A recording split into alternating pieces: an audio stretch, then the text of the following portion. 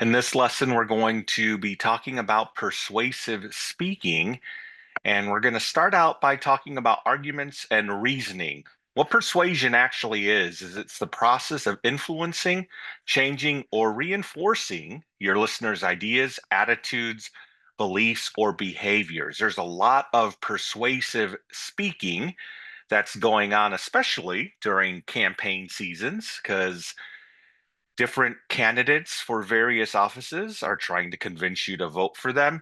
And there's a lot of tactics that they use, which we'll talk about in a little bit, called fallacies, which are not allowed in this class and in any kind of public speaking class and are not really good persuasive speaking strategies. But first, let's look at argumentation. So, what is argumentation? Simply, it's a set of statements that offer reasons to believe or accept the conclusion given. Argument really has such a negative connotation because no one likes to get in an argument with your significant other, your parents, whoever, your professor. But a true argument involves the process of argumentation, which is actually a cooperative back and forth process. And what this is used for, it's used to develop and advance your own arguments, respond to the arguments of others, and to do so in a way that is calm and collective and also informing the other person of your points. So understanding argumentation and the structure of argumentation can really be beneficial in your everyday life. They can help you discover truth through reasoning. One of the key things about argumentation is you need to be open. You need to be open to having your viewpoints or your thoughts or your previously held beliefs changed. And you can discover truth through reasoning. Arguments can also help you communicate effectively because what they help you do is they organize your ideas in a logical way. So even if you're not convincing someone else by continuously arguing your concept, it's helping you structure your thoughts in your head. They can also aid us in resolving disagreements or misunderstandings by taking the time to understand the other's viewpoint. This is so important. And as someone who's been married and has for more than 24 years now, and I can tell you that a key element of a strong, successful relationship is taking the time to understand someone else and know that it's just not about you. One of my favorite sayings that a marriage counselor told me is, you could be right or you could be married. Which one would you rather be? So, and that goes both ways because it's really just trying to understand the other viewpoint. It's not necessarily someone's always right. There's just differences of opinion on things, and that's okay. And finally, the fourth goal of an argument, they can help us assist in formulating solutions to problems by showing the positives of a specific solution. So even if you're not completely sold on the idea, you might be able to convince someone that, well, can you meet me halfway here? So, argumentation uses a process of sound reasoning. And what is reasoning? It's actually the act of reaching conclusions on the basis of logical thinking. And it's a very kind of theoretical, technical term. But if you think about it, sound reasoning is something you do in everyday life. So, for example, if you take an umbrella with you on a walk, because you notice there's heavy clouds massing in the sky, you're actually using reasoning. You're using reasoning because you want to prevent yourself from getting soaked by the potential rain that will soon fall. While it's true that people are not always logical and rational, it's also true that they frequently can be persuaded by a message that appeals to their powers of reasoning. So, we're going to look at two different types of reasoning. The first is deduction. Deduction is a type of reasoning that starts with a major premise and then it deduces it to a minor premises, and finally you get to your conclusion. So let's look at this in practice. We'll start with a major premise. So the major premise of a persuasive speech that I'm going to give you an example of in a little bit, there's too much plastic waste on this planet. Okay, major premise, very broad, right? So now we're going to go to our minor premise. One of the things that we can do to help reduce this plastic waste is stop is plastic bags. Plastic bags is something that contributes to all this plastic waste. And now the conclusion is we could stop using plastic bags. So my persuasive speech is going to be about using reusable bags when you go grocery shopping, but I don't want to give everything away. The second process of reasoning is called inductive reasoning. Now, induction is a type of reasoning that takes specific information to make broader generalizations that then leads to probable conclusions. So it's kind of the opposite of deductive reasoning, because with induction, you start with a specific instance and then you finally get to a conclusion. So we'll look at an example of induction. So the biggest provider of plastic bags, grocery stores, right? You go to Kroger, you do your grocery shopping, you get a bunch of plastic bags. That's a specific instance, even naming the grocery store. So conclusion, we can encourage grocery stores to reduce their plastic bag use. That's the difference between inductive and deductive reasoning. And then we also have causal reasoning. Now, this is very simple because this establishes a cause and effect relationship between two events. And so when there's a strong connection between the cause and the effect, we can prevent the result by controlling the cause. So, for example, in the causality relationship here, I'm going to give you a specific example. The city of San Jose in 2011, notice that plastic bags were clogging up the city's wastewater system. So to solve this problem, San Jose in the city actually banned stores from using plastic bags. So it was really an interesting scenario. And this is something that I learned when I went to Europe a decade ago. I was in Brussels, Belgium, went to a grocery store and realized they did not give you a bag. You had to carry everything, or you could buy a reusable bag. And this is what they did in San Jose. And what was the effect and the result? That was it. They banned the use of plastic bags in stores. So that is causal reasoning. So we have inductive reasoning, deductive reasoning, and causal reasoning.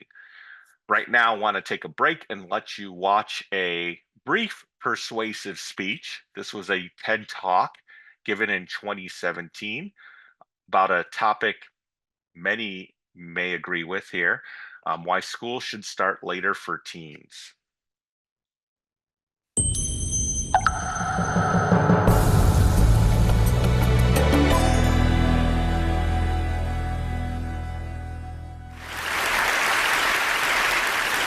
It's 6 o'clock in the morning, pitch black outside. My 14-year-old son is fast asleep in his bed, sleeping the reckless, deep sleep of a teenager. I flip on the light and physically shake the poor boy awake, because I know that, like ripping off a Band-Aid, it's better to get it over with quickly. I have a friend who yells fire just to rouse her sleeping teen, and another who got so fed up that she had to dump cold water on her son's head just to get him out of bed. Sound brutal? But perhaps familiar? Every morning I ask myself, how can I, knowing what I know and doing what I do for a living, be doing this to my own son? You see, I'm a sleep researcher. So I know far too much about sleep and the consequences of sleep loss. I know that I'm depriving my son of the sleep he desperately needs as a rapidly growing teenager. I also know that by waking him up hours before his natural biological clock tells him he's ready, I'm literally robbing him of his dreams. the type of sleep most associated with learning, memory consolidation, and emotional processing. But it's not just my kid that's being deprived of sleep. Sleep deprivation among American teenagers is an epidemic. Only about 1 in 10 gets the 8 to 10 hours of sleep per night recommended by sleep scientists and pediatricians. Now, if you're thinking to yourself, phew, we're doing good, my kid's getting 8 hours. Remember, 8 hours is the minimum recommendation. You're barely passing. 8 hours is kind of like getting a C on your report card. There are many factors contributing to this epidemic, but a major factor preventing teens from getting the sleep they need is actually a matter of public policy, not hormones, social lives, or Snapchat. Across the country, many schools are starting around 7:30 a.m. or earlier, despite the fact that major medical organizations recommend that middle and high schools start no earlier than 8:30 a.m. These early start policies have a direct effect on how much, or really how little, sleep American teenagers are getting. They're also pitting teenagers and their parents in a fundamentally unwinnable fight against their own bodies. Around the time of puberty, teenagers experience a delay in their biological clock, which determines when we feel most awake and when we feel most sleepy. This is driven in part by a shift in the release of the hormone melatonin. Teenagers' bodies wait to start releasing melatonin until around 11 p.m., which is 2 hours later than what we see in adults or younger children. This means that waking a teenager up at 6 a.m. is the biological equivalent of waking an adult up at 4 a.m. Now, on the unfortunate days when I have to wake up at 4 a.m., I'm a zombie, functionally useless. I can't think straight. I'm irritable, and I probably shouldn't be driving a car. But this is how many American teenagers feel every single school day. In fact, many of the, shall we say, unpleasant characteristics that we chalk up to being a teenager, moodiness, irritability, laziness, depression, could be a product of chronic sleep deprivation. For many teens battling chronic sleep loss, their go-to strategy to compensate is consuming large quantities of caffeine in the form of venti frappuccinos or energy drinks and shots. So essentially, we've got an entire population of tired but wired youth. Advocates of sleep-friendly start times know that adolescence is a period of dramatic brain development, particularly in the parts of the brain that are responsible for those higher-order thinking processes, including reasoning, problem-solving, and good judgment. In other words, the very type of brain activity that's responsible for reining in those impulsive and often risky behaviors that are so characteristic of adolescence and that are so terrifying to us parents of teenagers.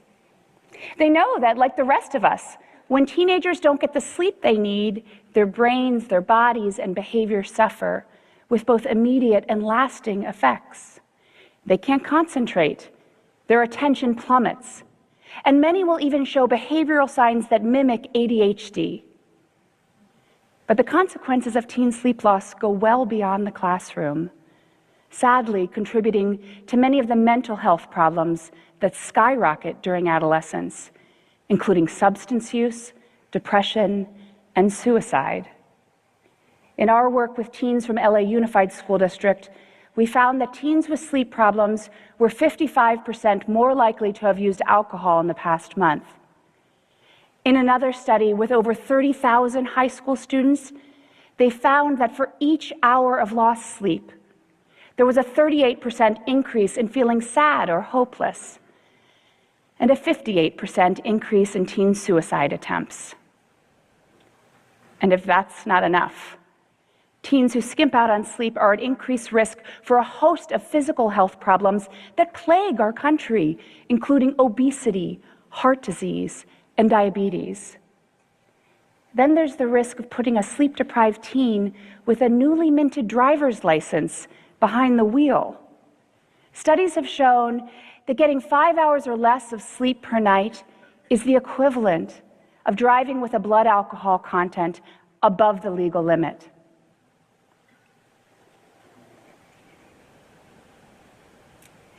Advocates of sleep-friendly start times and researchers in this area have produced tremendous science showing the tremendous benefits of later start times.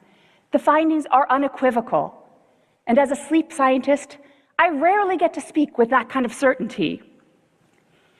Teens from districts with later start times get more sleep. To the naysayers who may think that if schools start later, teens will just stay up later, the truth is their bedtimes stay the same, but their wake-up times get extended, resulting in more sleep. They're more likely to show up for school. School absences dropped by 25% in one district, and they're less likely to drop out. Not surprisingly, they do better academically.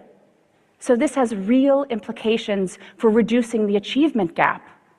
Standardized test scores in math and reading go up by 2 to 3 percentage points.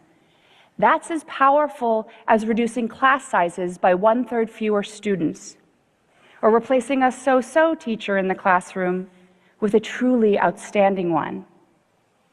Their mental and physical health improves, and even their families are happier. I mean, who wouldn't enjoy a little more pleasantness from our teens and a little less crankiness? Even their communities are safer because car crash rates go down, a 70% reduction in one district. Now, given these tremendous benefits, you might think, well, this is a no-brainer, right? So why have we, as a society, failed to heed this call? Often the argument against later start times goes something like this. Why should we delay start times for teenagers? We need to toughen them up so they're ready for the real world. But that's like saying to the parent of a 2-year-old, don't let Johnny nap, or he won't be ready for kindergarten. Delaying start times also presents many logistical challenges, not just for students and their families, but for communities as a whole. Updating bus routes, increased transportation costs, impact on sports, care before or after school. These are the same concerns that come up in district after district, time and again around the country as school start times are debated. And they're legitimate concerns. But these are problems we have to work through. They are not valid excuses for failing to do the right thing for our children, which is to start middle and high schools no earlier than 8:30 a.m. And in districts around the country, big and small, who have made this change, they've found that these fears are often unfounded and far outweighed by the tremendous benefits for our student health and performance and our collective public safety. So tomorrow morning, when coincidentally, we get to set our clocks back by an hour, and you get that delicious extra hour of sleep, and the day seems a little longer and a little more full of hope. Think about the tremendous power of sleep, and think about what a gift it would be for our children to be able to wake up naturally in harmony with their own biology. Thank you, and pleasant dreams. So that was a great persuasive speech by Wendy Troxel using deductive reasoning, because she started with a major premise. Her premise was teens are sleep deprived. We know that from study after study after study. Then she broke it down into a minor premise. School start times are just too early. They're not in tune with a teenager's biology. It's not just that they're too early in the morning, but a teen's biology is not meant for them to be up at 6 a.m. And then, of course, we had our conclusion that schools should start, high school should start on a more sleep-friendly time schedule. That was using deductive reasoning and using a very powerful argument there. Now we're going to be talking about things that are not very powerful arguments, and in fact, they go against the rules of good debate, but they're often used. Maybe if you get anything from this class this semester, it's where you will be able to spot these fallacies that others may use with you in an argument, or you may recognize when you use a fallacy and stop yourself. So, what is a fallacy? It's an error in reasoning that renders an argument false or unreliable. Fallacies are very common in politics. You could watch a political speech and you could probably count the number of fallacies that are used in maybe the 5 minutes of a political speech, and there'll be more than 2 dozen. They're very ineffective, persuasive tactics. You should avoid them in your own speeches. And as a listener, you should learn to try to spot them in arguments that other people make. So let's look at some of the most common fallacies. The first one is the bandwagon fallacy. So the bandwagon fallacy is very simple. It says everybody is doing something, so I should too. Everyone's buying lottery tickets, so jump on the bandwagon and buy your tickets today.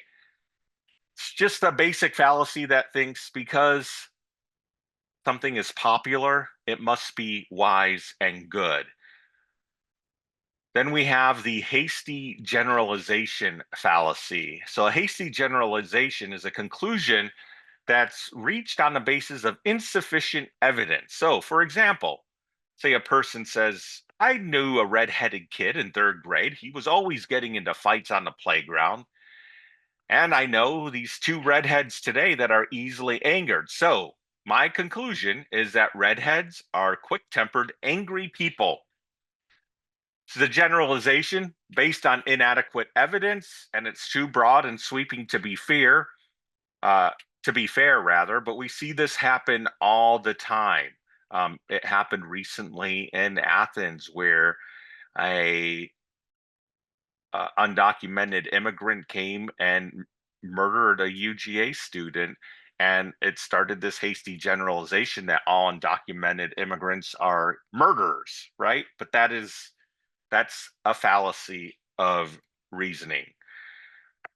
Next up, we have our red herring fallacy. Now, this is really popular in politics. A red herring is an argument that distracts listeners from the real issue and leads them toward an irrelevant matter. Where red herring gets its name from is hunters used to go into the woods and they would carry red herrings. And the reason why they would do that is because if a wolf was coming to attack them, they would throw the red herring and the wolf would get distracted and would go ahead and eat the red herring.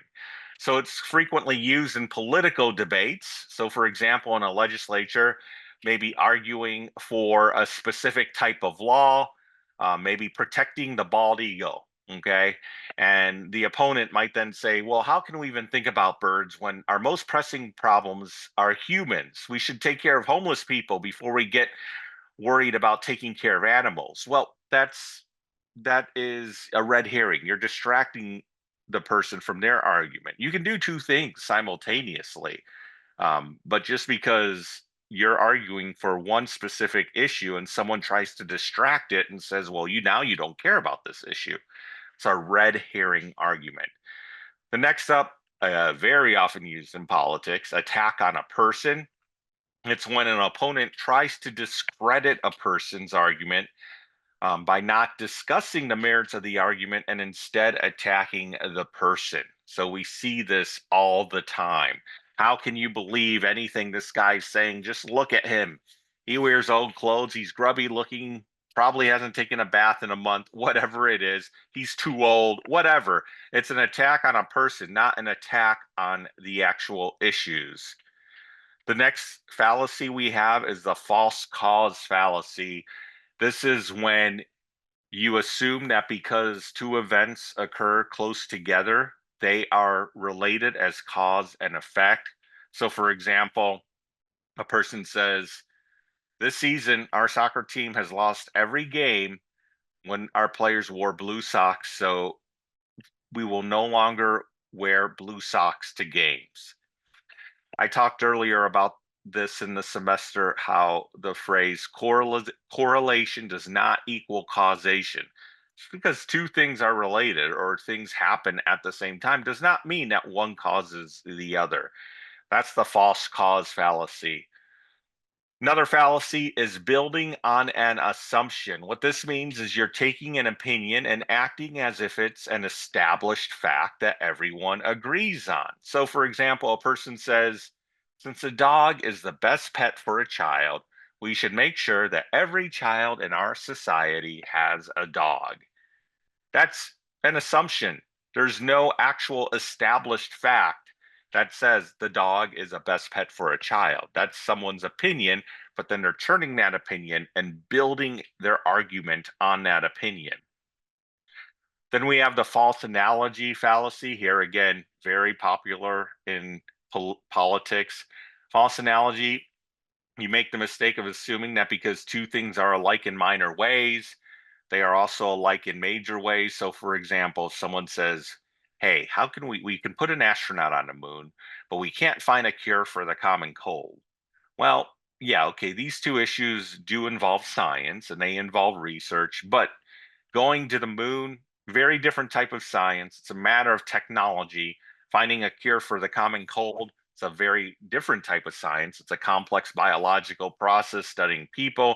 Just because the moon was visited many years ago doesn't mean that finding a cure for the common cold will necessarily be as easy. Then we have the either or fallacy. This is when a speaker only offers two alternatives, when in fact there are many. So, for example, a person might say, you have to adopt a vegetarian diet or we'll all get sick and die of cancer. No, there's a lot of stuff in between there. Um, Either or fallacy, another one very commonly used in debates, but there's always gray area in any kind of argument. Then we have the straw man fallacy. So this is where in some arguments people basically ignore their opponent's true position and they substitute an exaggerated version. And this exaggerated version is a straw man. And that straw man is easy to defeat. So, for example, let's say a politician attacks an opponent for advocating for an expansion of Medicare to low income employees. And this person says, my opponent wants the government to control everyone's health care. He is advocating for socialism. Well, you see what he did there? So instead of arguing the merits of expanding Medicare, he basically just said, nope, my opponent is a socialist. And now we're going to try to argue whether socialism is a good thing or not. So this politician created an unfair and an exaggerated image of his opponent, the straw man. And instead of arguing with his opponent, now he's arguing with the straw man. We have the slippery slope fallacy, finally. The slippery slope fallacy assumes that one small event will set off a chain reaction of events until at the end, catastrophe occurs. So gets its name from a step on a slippery slope, causes us to slide all the way to the bottom, and there's absolutely no way to stop. So I remember this debate happening a couple decades ago with the debate of gay marriage. People kept saying, well, if they legalize gay marriage, then we're going to be able to marry goats because it's a slippery slope legalizing gay marriage to marrying goats, to legalizing marrying goats. Well, I can safely say, as far as I know, 20 years later, you can't marry a goat. There was no slippery slope there. So those are some of the fallacies that I want you to be aware of and not to use in your speeches, and also just to be on the watch out when other people are talking. Like I said, this especially comes up in politics, but next time you're in a debate, recognize how easy it is for you and your opponent to slip into one of these fallacies. And then, as someone who's aware of it now, direct the conversation back to the issue at hand. And also, as someone who is aware of it now, know that when someone uses one of these fallacies of reasoning, they really don't have a good argument, or they can't argue well because they're refusing to talk about the issue at hand, instead arguing with one of these fallacies. So I'm going to show you a couple commercials and we'll discuss what fallacy is being displayed in these commercials. So here's the first one. When your cable company keeps you on hold, you get angry. When you get angry, you go blow off steam. When you go blow off steam, accidents happen. When accidents happen, you get an eye patch. When you get an eye patch, people think you're tough. When people think you're tough, people want to see how tough. And when people want to see how tough, you wake up in a roadside ditch. Don't wake up in a roadside ditch. Get rid of cable and upgrade to DirecTV. Call 1-800-DirecTV. So that is definitely using the slippery slope fallacy, right? You have to have DirecTV or you'll wake up in a roadside ditch. Now, of course, they're poking fun at the fallacy in that commercial. When your cable company... They're not using it as a true argument. All right, let's look at one more. This place is great. So many cute guys here. Do you smell bacon? Oh, yeah. It's a bacon club chalupa. Yeah, guys love bacon. Like, that's really gonna work. Come on. Hi. Hey. How's it going? Hi. What is that you're wearing? It's intoxicating. Taco Bell's Bacon Club Chalupa is back. Bacon lovers rejoice. Smells good. So that is probably using maybe the bandwagon fallacy or perhaps even the false cause fallacy. And again, in commercials, it's a little different. They're poking fun at it.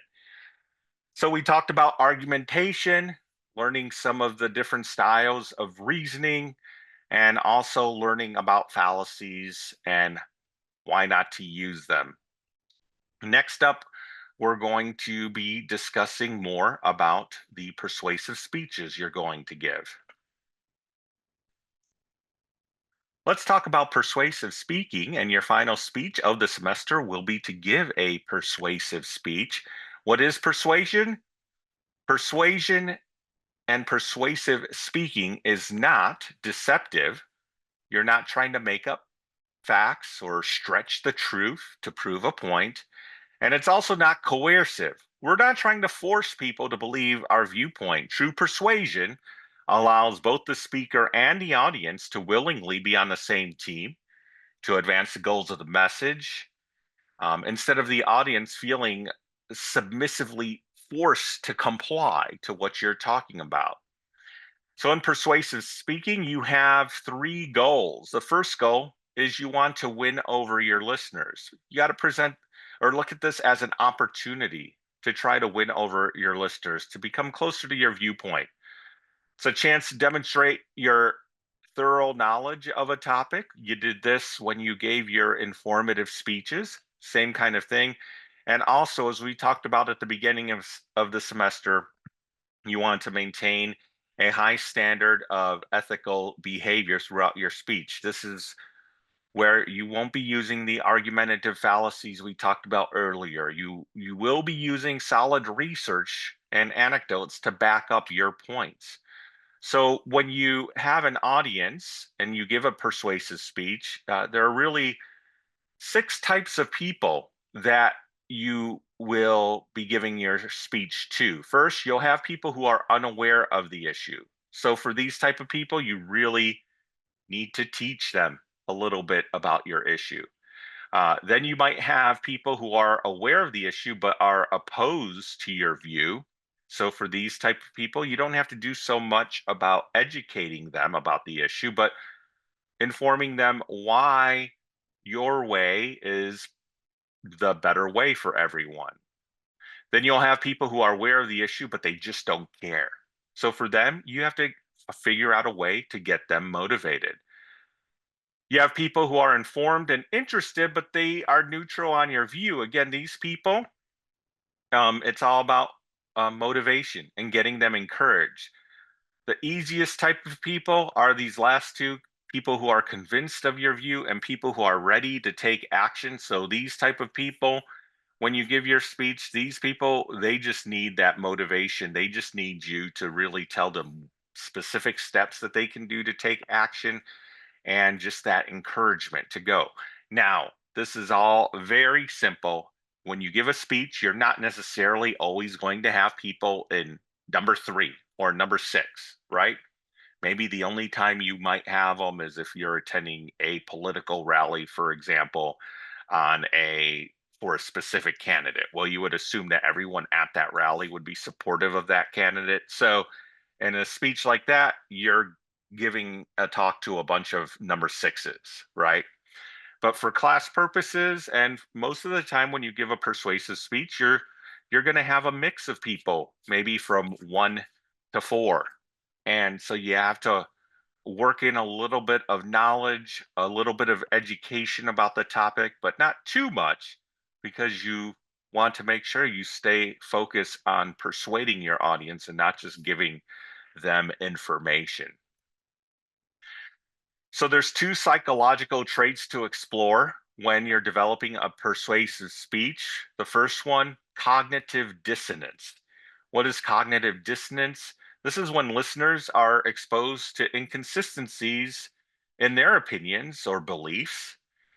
And what happens is when you present this to them, they become uncomfortable and they have a real type of mental stress or dissonance, which it's natural for humans to seek to resolve. Now, every one of us in our lives experiences some sort of cognitive dissonance. It you might you might have been raised, for example, you might have been raised in a really conservative household and you were taught that like hip hop music is really, really bad. And so you avoided it. And then all of a sudden you're exposed for whatever reason to hip hop music. And not only do you like it, you start to discover, wow, there's actually like some real meaning to this music. That's cognitive dissonance. And how you overcome that is critical. A lot of people, what they try to do is just shove it away.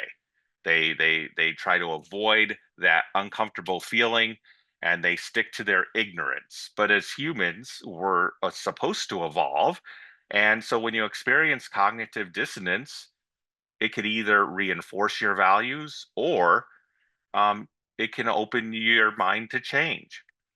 And then you have cognitive consistency, and this works as a persuasive appeal by showing that a new idea is perfectly consistent with your listeners' beliefs.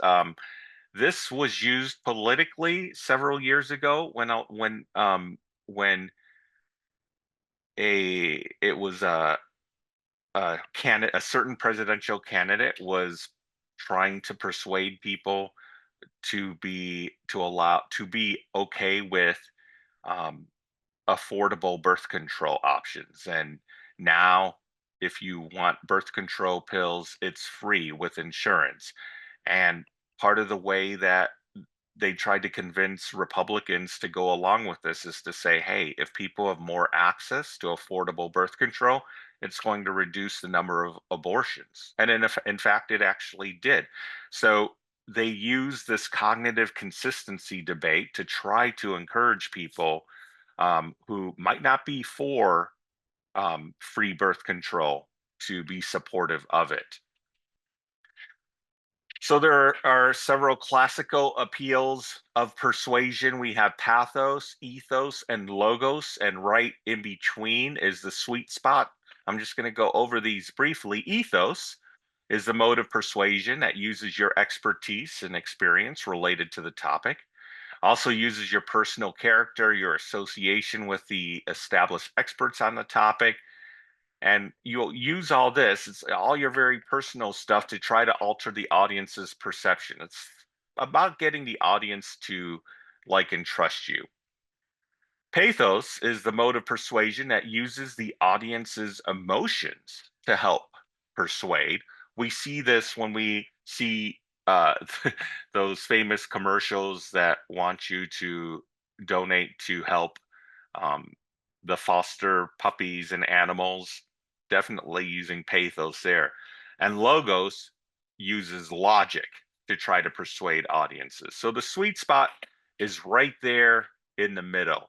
So here's an example of how to use uh, ethos, pathos, and logos in an argument. So in this example, you're trying to convince your audience that sexual education is something that's important for teens and something that will help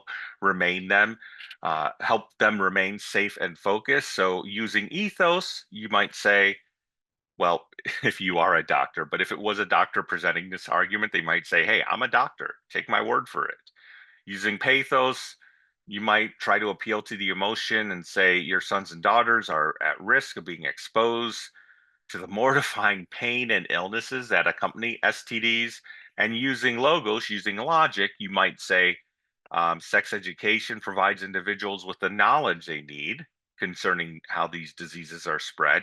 And it just gives them an opportunity to protect themselves and shows a direct correlation how STD rates recede and sexual education increases.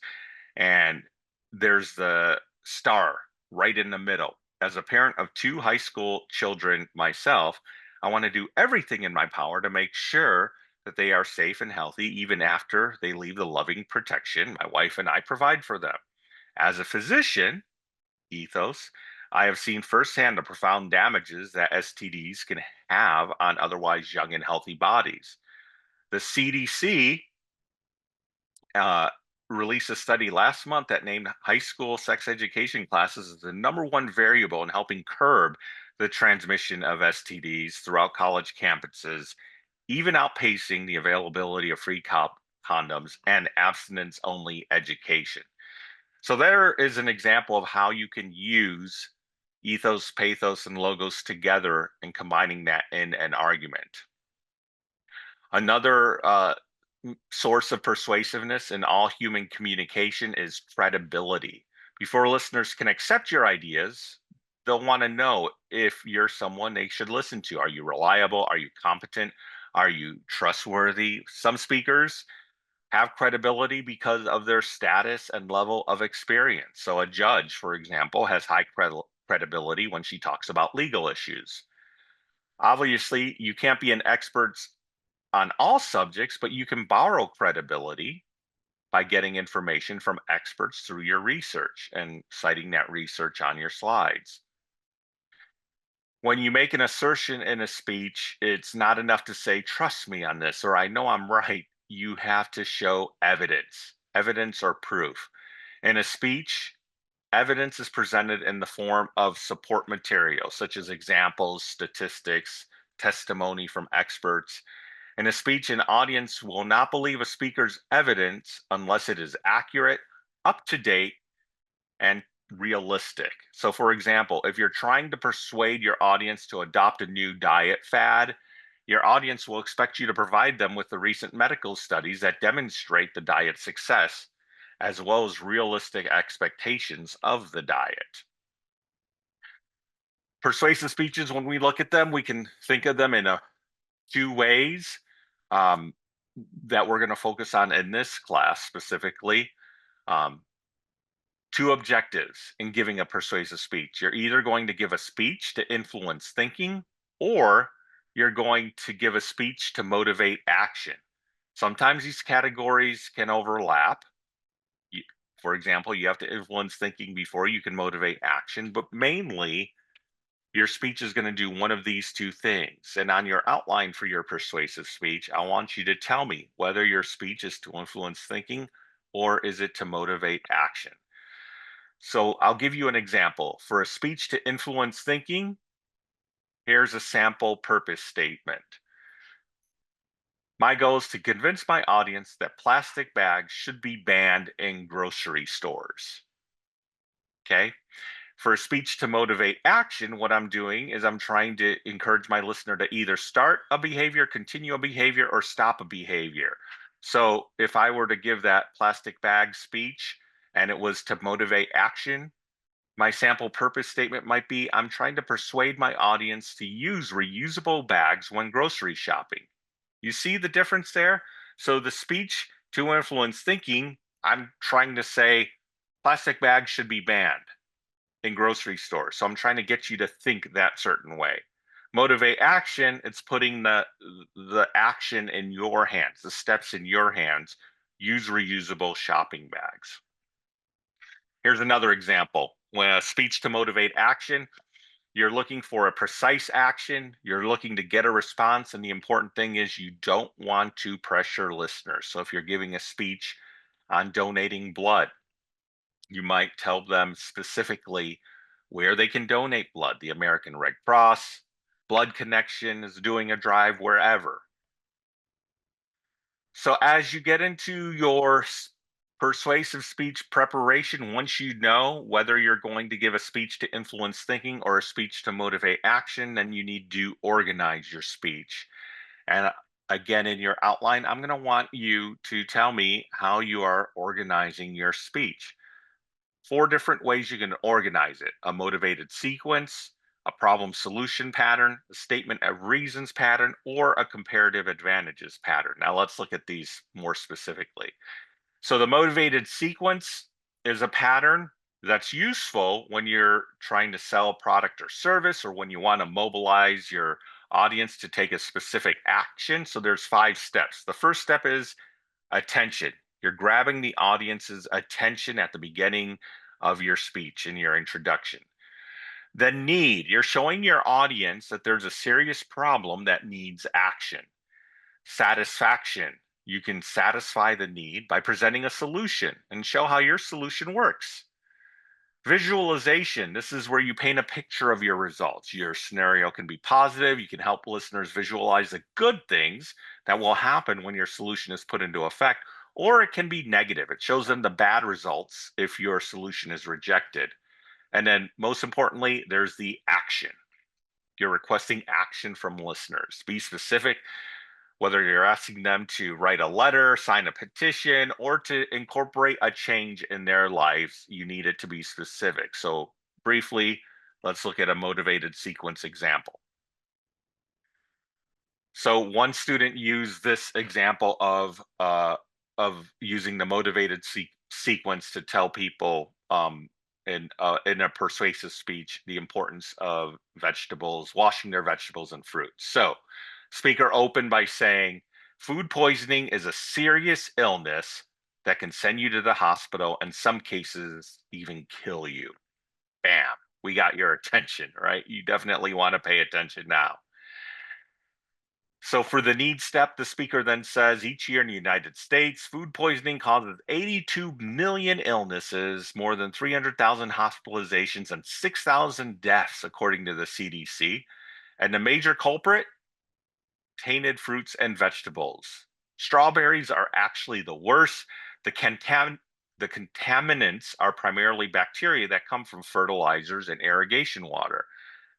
Was a shocking slide to learn that, wow, look at vegetables and fruits, just as dangerous, if not more dangerous than beef, pork, and chicken, right? For the satisfaction step, the speaker says experts at the CDC say that you can eliminate 90% of food poisoning from fruits and vegetables simply by thoroughly rinsing your vegetables. The key word here is thorough. Let water run freely over the food while you make sure all sides are exposed to water. For the visualization step, the speaker says if you rinse fruits and vegetables thoroughly, you have a good chance that you will enjoy the good food and not get sick. And that visualization of a chocolate-covered strawberry just makes me salivate. And then the action step, speaker simply says, I challenge you to start today. Make it a standard practice to rinse all fruits and vegetables before you eat them, and make sure that all family members learn the importance of rinsing your vegetables. So that's the motivated sequence step in a persuasive speech. Another pattern, problem solution. Very simple. We have a problem. I'm going to present you a solution. So for example, let's look at a problem solution pattern with a speech regarding the Zika virus. In 2015-16, the Zika virus became widespread, impacting more than 1.5 million people worldwide. It was spread by mosquitoes and we're all prone to mosquito bites, so everyone is susceptible to the Zika virus. Boom. That's a problem. Got everyone's attention. Solution: many steps that you can take to prevent the spread of Zika virus. Um, so, for example, using insect repellent, making sure there's no standing water around your house, wearing protective clothes, especially if you're going out into woody areas, and also recognizing that mosquitoes still spread Zika during the daytime. So, know that you're not safe just because it's the daytime. That's the problem solution approach. Now we'll look at the statement of reasons approach. Very simply here, statement of reasons approach, it gives a pattern for your argument. So let's say you have 3 reasons, talk about the first, the second, then the third reason. This can be used for any persuasive speech, but it's especially useful when the audience is already leaning towards your position, but is just needing some justification for that leaning. So if I'm talking about climate change, I might say my first reason would be that according to a 2020 study published by Nature, polar bears will become extinct by 2100 if Arctic ice continues to melt at the current rates. Because what happens is, as the sea ice disappears, the bears will lose their hunting ground and they'll die of starvation. And who doesn't want little, cute, fuzzy polar bears? But seriously, if you ever see a polar bear, do not try to approach it. They're very vicious and mean. At least that's what I've heard. Um, one reason. Second reason, we've already seen the impact of climate change in the Solomon Islands. According to a 2019 study by the Environmental Research Letters Journal, 5 islands that comprise the Solomon Islands have almost already completely vanished, and 6 others are experiencing significant shoreline reduction and will soon disappear into the ocean. More than 500,000 residents have had to flee because the islands are underwater due to climate change. And now, maybe my third reason is to show this really stunning graphic of how scientists project climate change could impact the United States in several hundred years if nothing is done. This is a projection of what the US could look like in 300 years.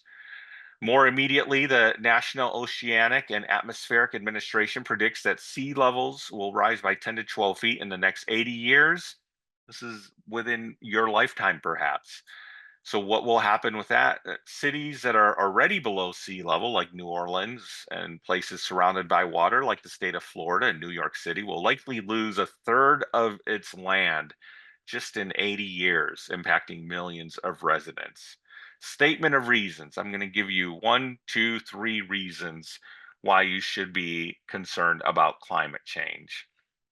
The final speech is the comparative advantages speech. So here you're simply showing the superiority of one concept or approach over the other, where you have 3 main points and you have advantages as you discuss each point.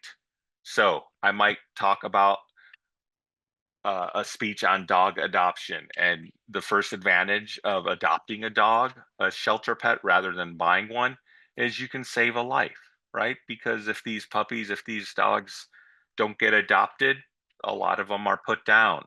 Second advantage of adopting a shelter dog is most of them come pre-vaccinated and they have already been cared for by the shelter.